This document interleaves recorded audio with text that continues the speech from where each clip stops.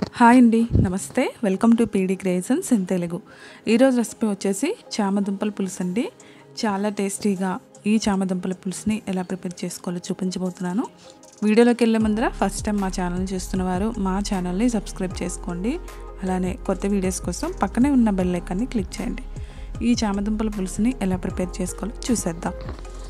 ముందుగా చామదుంపల్ని ఉడికించేసుకోవాలండి. నేను ఒక హాఫ్ కేజీ వరకు చామదుంపల్ని తీసుకొని ఇలా క్లీన్ చేసుకొని ఒక 15 మినిట్స్ పాటు ఉడికించేసుకున్నాను. ఇలా మెత్తగా ఉడికిపోయాయి.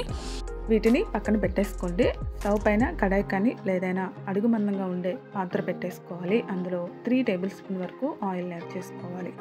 ఆయిల్ హీట్ అవ్వకముందే 1 టేబుల్ స్పూన్ వరకు పోపులను యాడ్ చేసుకోవాలండి.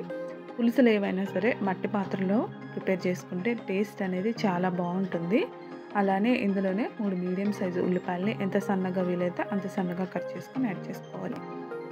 మట్టి పాత్రలో ఏవైనా కుక్ చేసుకునేటప్పుడు మంటని మరీ హై ఫ్లేమ్లో పెట్టకూడదండి. అలానే మరీ సిమ్లో పెట్టకుండా మీడియం ఫ్లేమ్లోనే కుక్ చేసుకోవాలి. హై ఫ్లేమ్లో పెడితే మాత్రం కుండ అనేది పేలిపోతుందనమాట. ఇందులోనే 3 మీడియం సైజు పచ్చిమిరపకాయలని సన్నగా కట్ చేసుకొని యాడ్ చేసుకోవాలి. ఇలా ఆనియన్స్ అనేవి గోల్డెన్ బ్రౌన్ కలర్ వచ్చేంత వరకు వేయించేసుకున్న తర్వాత ఇందులో హాఫ్ టేబుల్ స్పూన్ వరకు అల్లం వెల్లుల్లి పేస్ట్ని యాడ్ చేసుకోవాలి. ఈ అల్లం వెల్లుల్లి పేస్ట్ పచ్చివాసన పోయేంత వరకు వేయించేసుకోవాలండి. పచ్చివాసన పోయిన తర్వాత ఇందులో 3 మీడియం సైజు టమాటీలని సన్నగా కట్ చేసుకొని యాడ్ చేసుకోవాలి. టమాటీలు మగ్గక ముందే ఒక హాఫ్ టేబుల్ స్పూన్ వరకు పసుపు, అలానే 1.5 టేబుల్ స్పూన్ వరకు కారం, అలానే ఒక పావు టేబుల్ స్పూన్ వరకు సాల్ట్ని యాడ్ చేసేసుకోవాలి. సాల్ట్ని యాడ్ చేసుకున్నాక మూత పెట్టేసి మంటని మీడియం ఫ్లేమ్లోనే పెట్టుకొని ఒక 5 నిమిషాల పాటు ఈ టమాటీలు మగ్గించుకోవాలండి. 5 నిమిషాలు అయిన తర్వాత టమాటీలు అంతా చాలా మెత్తగా మగ్గిపోయి చూసారా. ఇందులో మనం ముందుగా ఉడికించి పక్కన పెట్టుకున్న చామదుంపల్ని పై తొక్క తీసేసి ఒకసారి కడిగేసుకొని యాడ్ చేసేసుకోవాలి. ఇలా యాడ్ చేసుకున్న తర్వాత మంటని సిమ్లోనే పెట్టుకొని ఒక 5 నిమిషాలు మగ్గించేసుకోవాలి. ఇలా మగ్గిన తర్వాత ఇందులో 1 గ్లాస్ వరకు వాటర్ని యాడ్ చేసుకొని మూత పెట్టేసి వీటిని ఒక 10 నిమిషాల పాటు కుక్ చేసుకోవాలి. వాటర్ యాడ్ చేయడం వల్ల ఈ దుంపలు అనేవి ఉప్పు కారం సరిగ్గా పడుతుందండి. సాల్ట్ నాకు సరిపోలేదు, అందుకే చివరిలో కొద్దిగా యాడ్ చేశాను. ఒక 10 నిమిషాలు అయిన తర్వాత వాటర్ అనేది కొంచెం దగ్గర పడుతుంది కదా, ఈ టైంలో 1 కప్పు వరకు చింతపండు రసాన్ని యాడ్ చేసేసుకోవాలి. చింతపండు రసాన్ని కూడా యాడ్ చేసుకున్న తర్వాత మూత పెట్టేసి ఇంకొక 10 నిమిషాల పాటు కుక్ చేసుకోవాలి.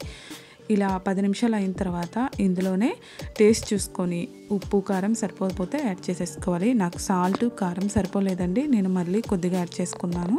అలానే 1 టేబుల్ స్పూన్ వరకు ధనియాల పొడి, 1 టేబుల్ స్పూన్ వరకు జీలకర్ర పొడిని యాడ్ చేసుకున్నాను. ఇందులో వేరే మసాలాలు ఏమీ యాడ్ చేయాల్సిన అవసరం లేదండి. జస్ట్ ధనియాలు జీలకర్ర పొడిని యాడ్ చేసుకుంటే సరిపోతుంది.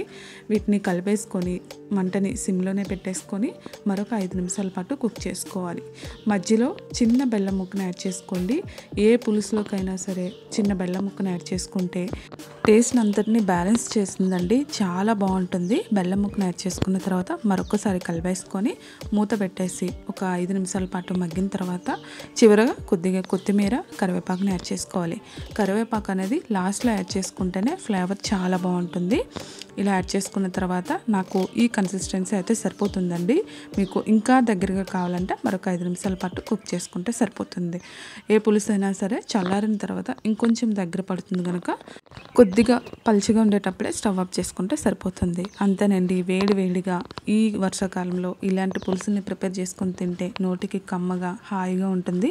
మీరు కూడా ఒకసారి ట్రై చేయండి. మీకు ఎలా వచ్చిందో మీ ఫీడ్బ్యాక్ని నా కామెంట్ రూపంలో తెలియజేయండి.